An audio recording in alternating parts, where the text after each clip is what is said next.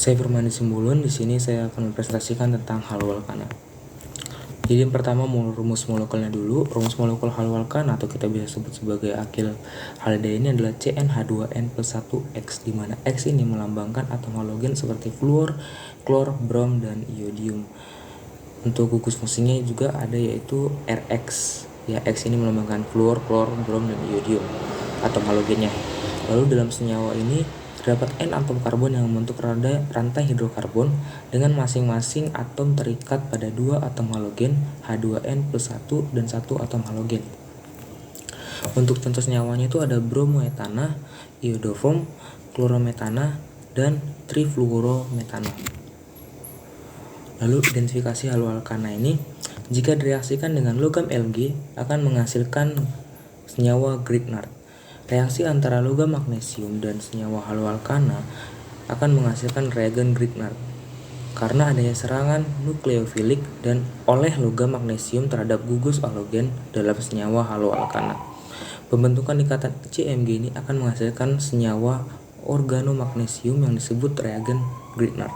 Reagen Grignard ini memiliki gugus alkil yang terikat pada atom magnesium untuk membentuk produk organik yang lebih panjang dan kompleks. Lalu, reagen Grignard ini memiliki reaktivitas yang tinggi karena karakteristik nukleofilik dan kemampuan bereaksi dengan berbagai gugus fungsional. Kita masuk ke sifat fisika. Yang pertama, halualkana itu tidak larut dalam air karena bersifat polar. Halualkana cenderung lebih larut dalam pelarut non-polar seperti heksana atau benzena.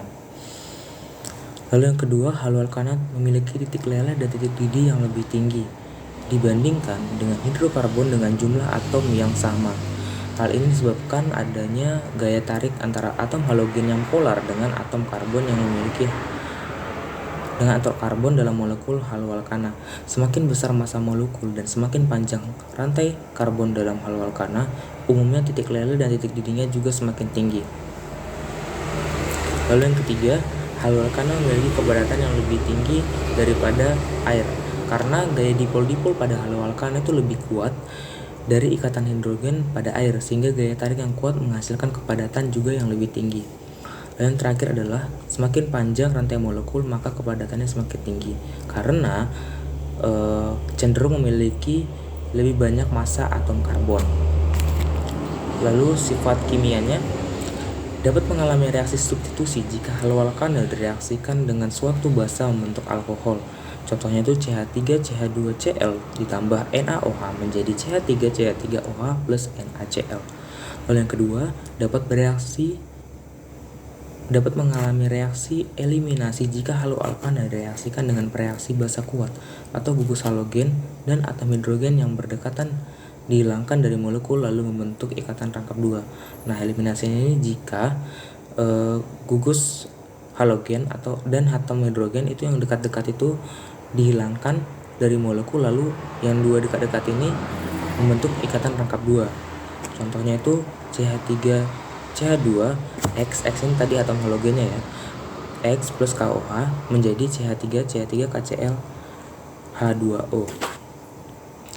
Lalu yang ketiga, bereaksi dengan logam Na untuk membentuk alkana atau kita sebut juga reaksi Wurtz. Reaksi Wurtz. Dua molekul halualkana mengalami reaksi kopling dengan eliminasi atom halogen dan membentuk alkana lebih panjang. Contohnya itu R atom halogen plus Na menjadi R H plus Na atom halogen, NaX atom halogen ya. Baru ada dampak positifnya. Yang pertama itu contohnya karbon tetraklorida.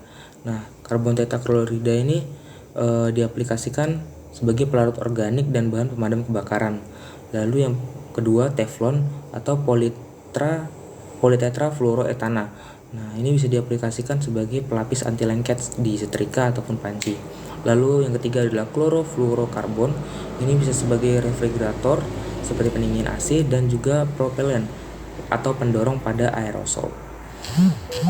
Lalu yang keempat adalah kloroform, itu pelarut organik ya, bisa dipakai dalam pelarut organik. Lalu ada halotan, itu obat bius, bisa dipakai dalam obat bius. Yang terakhir adalah polikloroetana. Nah, ini bisa dipakai dalam plastik pipa, piringan hitam, dan juga pembungkus kabel. Nah, tadi itu adalah dampak-dampak positifnya. Sekarang kita masuk ke dalam dampak negatif. Haloalkana seperti klorofluorokarbon ini telah terbukti dapat menyebabkan kerusakan pada lapisan ozon di atmosfer. Hal ini menyebabkan peningkatan radiasi ultraviolet yang berpotensi menyebabkan peningkatan risiko kanker kulit, gangguan pada ekosistem laut, dan gangguan pada pertumbuhan tanaman. Haloalkana seperti kloroform. Nah, kloroform ini bisa dulunya dipakai sebagai obat bius, tapi sekarang sudah tidak dipakai lagi. Dan diklorometana memiliki sifat toksik yang dapat menyebabkan masalah kesehatan manusia.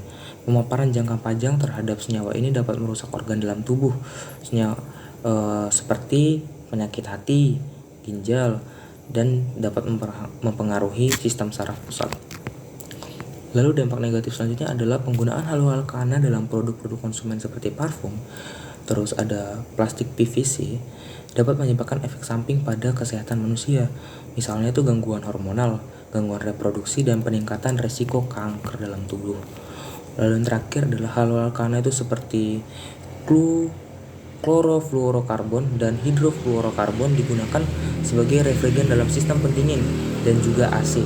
Nah, ketika bocor atau dibuang dengan tidak benar, haloalkana ini dapat menjadi polutan udara yang berkontribusi terhadap pemanasan global dan perubahan iklim.